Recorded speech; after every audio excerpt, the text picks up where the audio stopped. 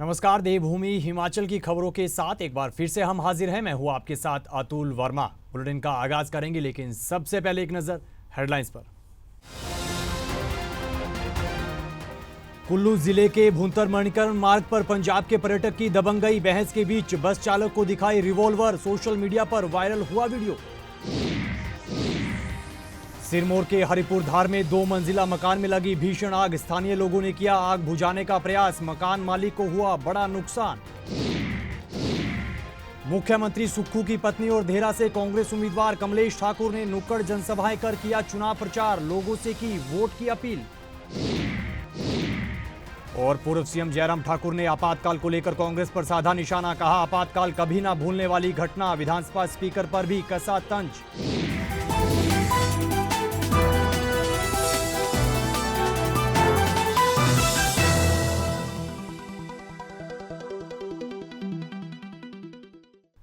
चलिए बुलेटिन की शुरुआत करेंगे बड़ी खबर के साथ। हिमाचल में पर्यटकों के हुड़दंग मचाने और दबंगई करने के मामले लगातार सामने आ रहे हैं। ताजा मामला कुल्लू जिले के भुंतर मणिकर्ण मार्ग का है, जहां पर पंजाब से आए एक पर्यटक ने जमकर बवाल काटा।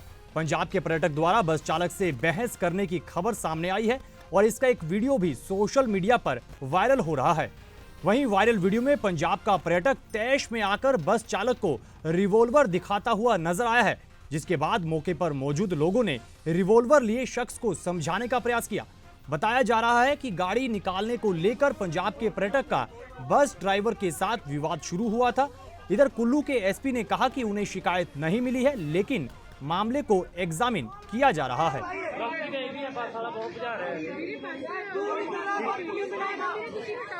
निकाल दे सर, गलत बात नहीं आप।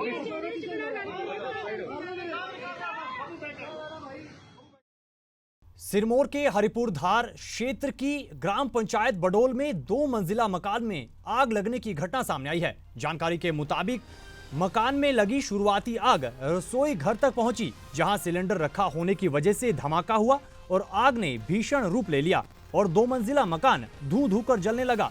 इधर स्थानीय लोगों ने अपने स्तर पर आग बुझाने का काफी प्रयास किया, लेकिन आग लगने से मकान मालिक को बड़ा नुकसान हुआ है।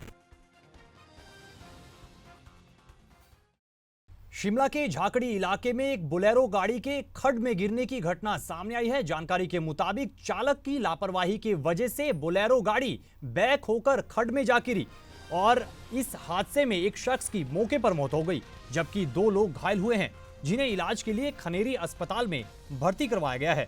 हादसे में जान गंवाने वाले शख्स की पहचान मोलागी के तौर पर हुई है। वहीं डीएसपी ने बताया कि घायलों की हालत खतरे से बाहर है और कई धाराओं के तहत आरोपी के खिलाफ केस दर्ज कर लिया गया है। और अब सियासी खबरों की तरफ रुख करेंगे। हिमाचल में उपचुनाव को लेकर कांग्रेस लगातार चुनाव प्रचार में जुटी है। इसी कड़ी में मुख्यमंत्री सुखविंदर सिंह सुक्खू की पत्नी और देहरा से कांग्रेस उम्मीदवार कमलेश ठाकुर ने नुक्कड़ जनसभाएं कर चुनाव प्रचार किया है। इस दौरान उन्होंने लोगों से वोट की अपील भी की है। वहीं स्थानीय भाषा में उन्होंने लोगों से संवाद किया और देहरा क्षेत्र के विकास की बात कही। उन्होंने कहा कि जनता के काम के लिए कांग्रेस सरकार के दरवाजे हमेशा के लिए खुले हैं और निश्चित ही हर क्षेत्र में विकास कार्य सरकार करवा रही है। हिमाचल के पूर्व मुख्यमंत्री जयराम ठाकुर ने आपातकाल को लेकर पूर्व की कांग्रेस सरकार पर जमकर निशाना साधा है। मीडिया से बातचीत करते हुए पूर्व सीएम जयराम ठाकुर ने कहा कि आपातकाल कभी ना भूलने वाली घटना है। कांग्रेस ने अपने वक्त में लोगों को बोलने की आजादी से मुनासिब रखा, जिस वजह से लोग आज तक इस घटना को नहीं भूल पाए हैं। इस दौरान पूर्व सीएम ने विधानसभा स्पीकर पर भी तंज कसा है। उन्होंने कहा कि विधानसभा के स्पीकर मुख्यमंत्री सुक्खू के हाथों की कठपुतली बन चुके हैं, जो कि बिल्कुल गलत है। उस वक्त की प्रधानमंत्री इंदिरा गांधी ने देश के राष्ट्रपति को बाध्य कर दिया था कि रात को ही आज ही आपातकाल की घोषणा हो जाए, और उन्हें दबाव में आकर के वो की भी। मंत्रिमंडल की बैठक दूसरे दिन की।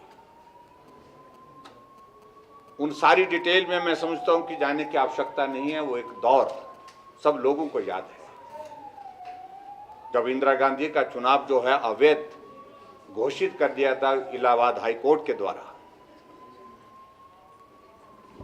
और 6 वर्ष के लिए अयोग्य घोषित कर दिया था चुनाव लड़ने के लिए। इस संदर्भ में जब उनको लगा कि कुर्सी हाथ से जा रही है, सत्ता हाथ से जा रही है और कोई रास्ता नहीं है सत्ता में रहने का, तो देश में आपातकाल लागू कर दिया गया था। और उस दौर को हम कभी भूल नहीं सकते हैं। मीडिया कंप्लीट जो है वो सेंसर होकर के होता था, या तो बंद ही था या कोई छपता था तो उसका एक एक अक्षर जो है सरकारी अधिकारी जो पब्लिक रिलेशन डिपार्टमेंट के होते थे वो तय करते थे कि ये कहीं सरकार के खिलाफ तो नहीं है। कुछ अखबारों ने उस वक्त यहां तक के सिर्फ अपना अखबार का नाम छाप करके कॉपियां वितरित की, क्योंकि लिखने की इजाजत नहीं थी सरकार के खिलाफ।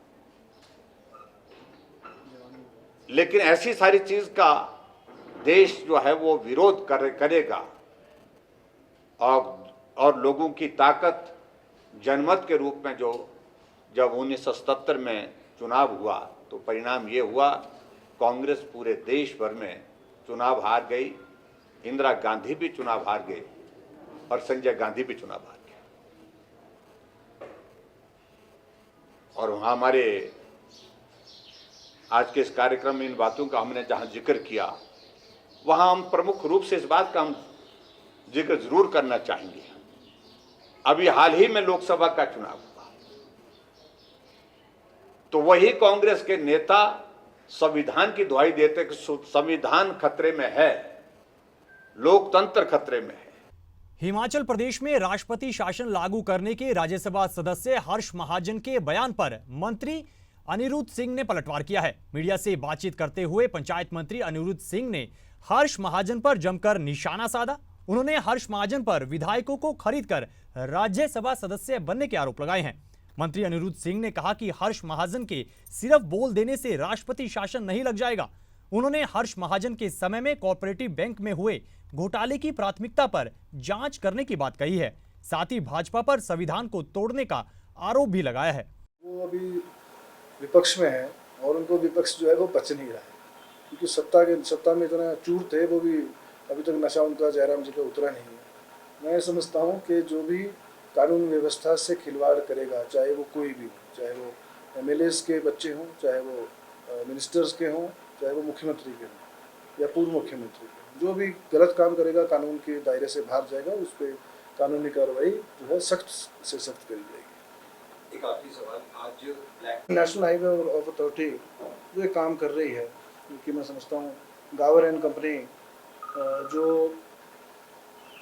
जिसको कीर्ति घाट ढली जिसको बोलते हैं, कीर्ति घाट से ढली जो रोड बन रहा है, उसमें गावर एंड कंपनी को एक सकराला से लेकर ढली तक का काम दिया हुआ है। उनकी अनियमितताएं जो है वो बहुत ज़्यादा बढ़ गई, बिना परमिशन के वो काम कर रहे हैं। उनको अभी तक सेकंड स्टेज की परमिशन नहीं आई है।